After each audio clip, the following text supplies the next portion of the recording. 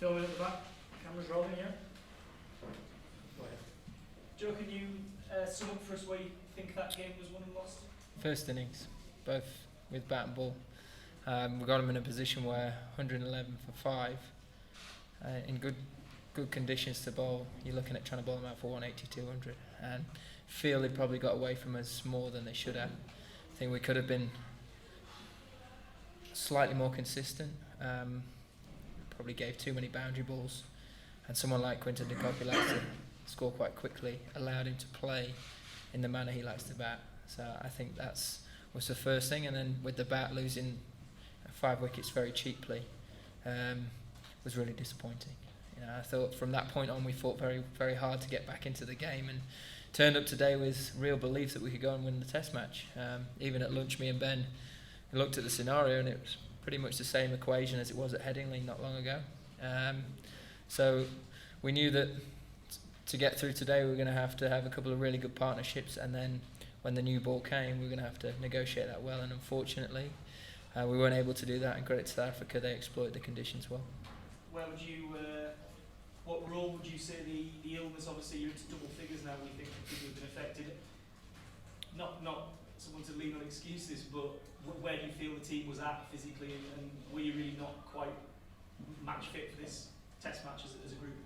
Yeah, I mean, as you said, we're not going to hide behind that as an excuse. But 14 of our squad have been taken ill over the course of the last week and a half. We've had to deal with, and Ben in particular has had to deal with that horrible thing with his father and his illness. So there's been a lot thrown at the group of players and the squad over the last week and a bit, and I think everyone's dealt with that as best they can. We tried to manage it. There's certain things that you can control, and there's certain things you can't.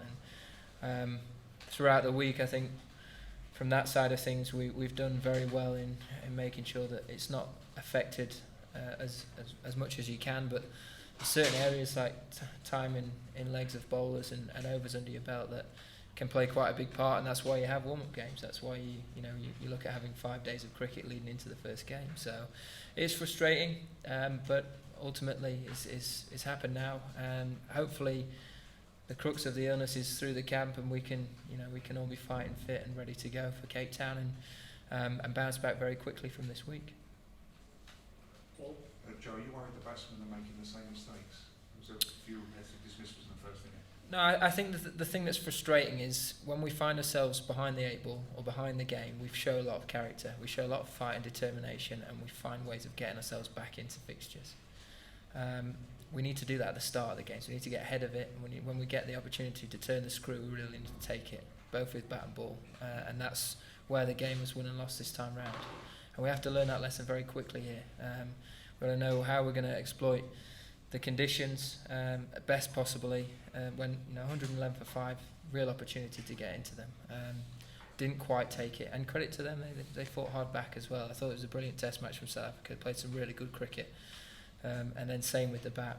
A number of guys worked really hard to get to a score, and there was a few disappointing dismissals in that first innings. But in terms of character, the last 2 days, I can't fault anyone's efforts. Everyone really stood up and threw everything back at a very good South African performance. Was it a difficult decision on the toss? Yeah, it was. I said that at the time. It felt very 50-50. You look at the history of this ground and how it would normally unravel throughout a Test match, but then you look at the surface in front of you and a 5-man seam attack, and you think this is a great opportunity to make a real dint. And you're looking at the game thinking day 2 should be probably the best time to bat. As it was, we may have let them get a few more runs than we would have liked, but you're still thinking it's a great opportunity to get 30-40 past them. And even if we're 30-40 short of them, you look at the game as it unfolded today, and it's a completely different scenario. So I think it's important to use stats and look at previous surfaces, but it's a game played by humans, not computers, and we've got to try and figure out the best way of winning each scenario, each thing that's right in front of us here and now, and using everything that human nature can affect a game. Dean and John.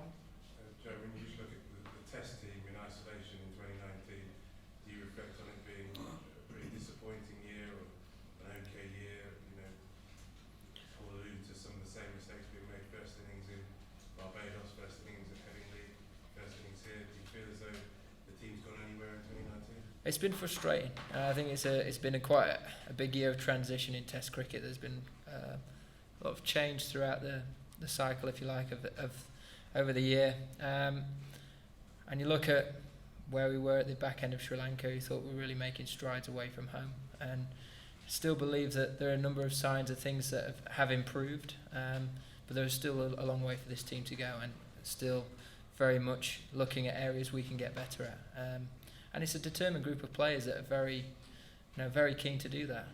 You can't fault anyone's effort, anyone's desire, character to want to improve. And over time, if we can learn these lessons, and find ways of shifting our mentality into the first innings from the second innings, a bit like we did in the second game in New Zealand, then we're going to give ourselves a much better chance of winning games. Yeah, I was going to ask about the test team at the end of the year. Yes, I'm good. Darren Goff seems to be suggesting on the road here that you might have a decision to make about two of your all-time greats, Broad and Hanson, in perhaps suggesting there are younger bowlers who could lead the attack if they weren't around. So have you got a view on where the pace attack stands? I think it's what the ideal scenario is. You've got people pushing them all the time, trying to make sure that they're constantly trying to get better and improve themselves, and they've got fantastic records behind them, and they've produced some fantastic things for England in the very recent past. I think you don't want to wish those guys away, and you don't want to look at back and think force Jimmy Anderson out when you look at him physically, and he seems in fantastic fettle, and he's got brilliant record in these conditions as well. So similarly with Stewart, I think it's a fine balance. I think you've got to look at the surface, look at an attack which you feel is going to best counter that and best counter the opposition you come up against. And if difficult decisions have to be made down the line, then they will be. But if they don't, they won't. It'd be silly to push fantastic experience and a wealth of knowledge of fast bowling out the door when there's no need to. At the back, Dan, and we'll take one more after that. I mean, these two teams historically play really hard cricket against each other, but the Jofra Archer-Lima story seems to have added a bit of niggle to it. When he walked out to the crease, it seemed to G the players up. Do you think it's added some extra spice to it? What's your take on it? No, I don't. You look at that incident.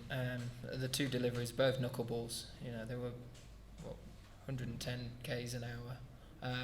Didn't see them as dangerous. I thought, of course, you never want to see flat ones in Test match cricket or in any cricket, but they weren't deliberate. They weren't harmful or in any way meant to intimidate the batter. It was just bowler error, and these things happen. He was straight over to apologise after the game. The umpires made a decision, and it was in favour of Jofra on that occasion. I think he's got to make sure he doesn't put himself in those scenarios again. But between the two teams, I don't think that's going to have an effect on how the games are going to be played. As I said, there was no malice involved in it, and having spoken to Faf after the game, he was very aware that it was not intentional whatsoever, and they were both very quick to accept Jofra's apology. Last one to the right here, Joe. Joe, the next two tests traditionally more spin, brings in a spinner into contention. The fact that Jack Leach has basically played no part in the tours yet, is that creating a bit of a problem for you looking at that? Yeah, I think all the illness has created a bit of a problem for us, especially for Jack. It's been a really tough month or so for him, going downhill in New Zealand as well, coming here, just getting himself right and ready for the warm-up games, and then becoming ill again. It's really sad, actually. It's really hard for him, and he's trying to deal with it as best he can. and we're trying to manage that as best we can as well. We've called some very able backup in Don Best. We've got Matt Parkinson as well as another option that we can turn to, and we'll turn up at Cape Town and we'll make a decision when we've looked at the surface, seen the conditions, and make sure we feel we've got the best balanced attack to take 20 wickets again. Thank you. Cheers, guys. Thank you. Happy New Year.